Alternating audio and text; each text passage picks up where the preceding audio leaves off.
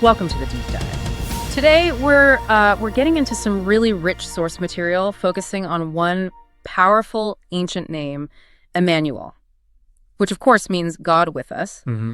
But our mission today isn't just, a simple definition. We want to go deeper. We're trying to understand what this name tells us about the very character of God and maybe even the fundamental law of life in the universe.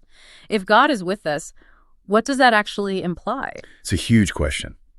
Because the sources we're looking at define Emmanuel, Christ, as, well, eternally one with the Father. Mm-hmm. He's described as the perfect image of God, the outshining of his glory. So this coming wasn't just an event, it was a demonstration, a revelation of God's true nature, the light of God's love. Okay. And here's where it gets really expansive. Our sources actually state that our little world is the lesson book of the universe. Mm-hmm. Think about that. This whole drama of redemption, this Emmanuel mystery, it's apparently the subject that even angels, these unfallen beings, desire to look into. It's like the ultimate case study. Wow. Okay. That really sets the stage. So if our world is the lesson book, what's the core lesson? You mentioned a law of life. The source calls it the law of self-renouncing love. Let's unpack that. What does that look like in practice? Right. It's presented as the universe's operating system, basically. The idea that love, true love, seeketh not her own. It doesn't focus on self-interest. And this isn't just a nice sentiment. It's described as the fundamental law for everything. Earth, heaven, all of it. And its source, purely the heart of God. Giving is inherent to his nature. Okay, giving as the default. Exactly. And you can see this principle woven into creation itself. Christ, as the creator, spread the heavens, laid the foundations. Now, obviously, sin has, well, it's complicated things. It's marred God's perfect work, as the text says. But the original design, that imprint of selfless love, it's still visible if you know where to look. And the source gives some really concrete examples, which I found helpful. It argues that pretty much nothing lives for itself, with the one exception being the selfish heart of man. Like trees and shrubs, they don't hoard oxygen. They pour forth the element of life. Flowers, they breathe fragrance and unfold beauty. It's a gift. And the ocean analogy is powerful, too. It takes in all these rivers, right? Mm-hmm. But it only takes to give. It sends that water back as mist, as rain. It completes a cycle. Yes, that circuit of beneficence, that term really captures it. It's a constant flow of giving and receiving, ultimately for the benefit of others. And it's not just physical nature. The source extends this to spiritual beings, too. Angels find their joy, their purpose, in giving love and tireless watch care to us, to fallen humanity. They bring light, influence the human spirit for good. So this circuit, Christ receives everything from God, but only to give it onwards. That whole loop reflects the character of God as the ultimate giver. Perfectly put. It's a continuous outward flow, which of course leads us to the question of how things went wrong. Where did the break happen? And the answer, according to these texts, is self-seeking. That's the origin of sin. Lucifer, originally the highest created being, but he desired to be first in heaven. He wanted control, self-exaltation, and crucially, in doing so, he misrepresented God. He painted God as demanding, severe, self-serving, the very opposite of this self-renouncing love. Which created a huge problem, right? The source says the earth became dark through misapprehension of God. So here's the big question that always comes up. If God is all-powerful and all-loving, why not just stop Lucifer? Why not use force to end the rebellion? Wouldn't that be simpler? It seems simply on the surface, maybe, but the source is very clear. Force is fundamentally contrary to the principles of God's government. Think about it. God desires willing service, service born of love. Yeah. And love? Well, love cannot be commanded. You can't force someone to love you genuinely. It doesn't work. Love can only be awakened by love. So God had to demonstrate his true character, not just declare it or force compliance. Okay, that makes sense. Love requires freedom. So coercion is off the table, which leads us to the plan of redemption. And it's interesting how the source emphasizes this wasn't some plan B, not an afterthought cobbled together after sin happened. No, not at all. Yeah. It's presented as something eternal, a mystery which hath been kept in silence through times eternal, to quote Paul. God, in his foreknowledge, saw the fall coming and had already made provision.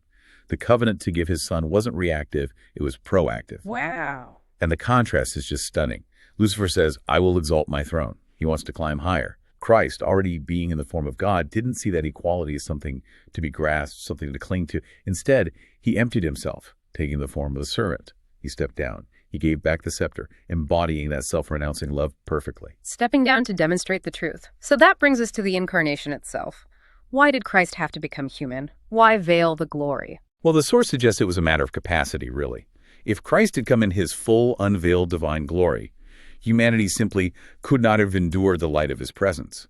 We would have been overwhelmed, maybe even destroyed. Like looking directly at the sun, but infinitely more intense. Exactly. So, his divinity needed to be veiled with humanity. The invisible glory had to be contained within a visible, relatable human form. And there are precedents for this, hints of it earlier. Remember Moses in the burning bush? God's glory contained in a humble shrub so Moses could approach, or the pillar of cloud and fire guiding Israel. Again, glory veiled, mediated, so finite people could interact with the infinite without being consumed.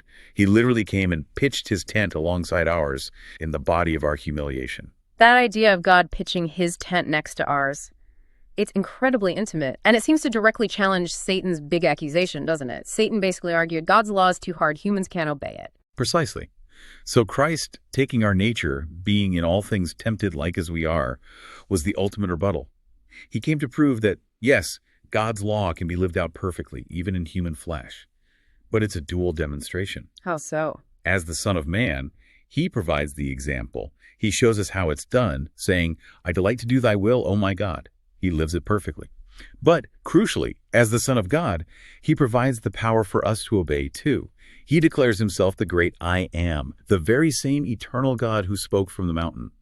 He doesn't just show the way, he is the way and provides the strength to walk it. Okay, so Emmanuel, God with us, isn't just about presence. It's the guarantee of deliverance from sin and also the assurance of power to obey. It's both forgiveness and transformation. That's it. It's the full package. And this leads into the deepest part of the sacrifice. He didn't just become human, he stepped still lower, all the way to the death of the cross. The source uses this striking language of exchange. He was treated as we deserve to be treated, so that we might be treated as he deserves. That phrase, with his stripes we are healed, captures that substitution. Okay, but then the source says something that really stopped me in my tracks. It claims that through this whole redemption process, humanity actually becomes more closely united to God than if we had never fallen. How? How does that work? Wouldn't perfect, unfallen beings already be as close as possible? It's a profound, almost paradoxical statement, isn't it? The idea seems to be that grace achieves something even greater than original innocence could have. By taking our human nature, Christ didn't just borrow it temporarily. The source says he bound himself to humanity by a tie that is never to be broken. He retains his human nature forever. Forever. Forever. The Son of Man who walked Galilee now shares the throne of the universe. Think about those titles from Isaiah. Wonderful Counselor, the Mighty God, the Everlasting Father, the Prince of Peace. These apply to him in his humanity now glorified. That shared experience, God experiencing life, temptation, suffering, and death as one of us, creates a bond, an intimacy, a depth of union that, the source suggests, surpasses even the original state of innocence. That reframes everything. This eternal union, then, becomes the ultimate refutation of Satan's charges. The character of God, the self-renouncing love, is proven beyond doubt.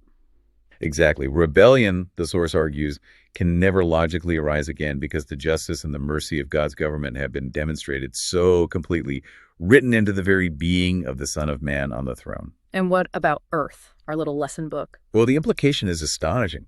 This planet, currently a dark blot because of sin, is destined to be uniquely honored, exalted above all other worlds. Why?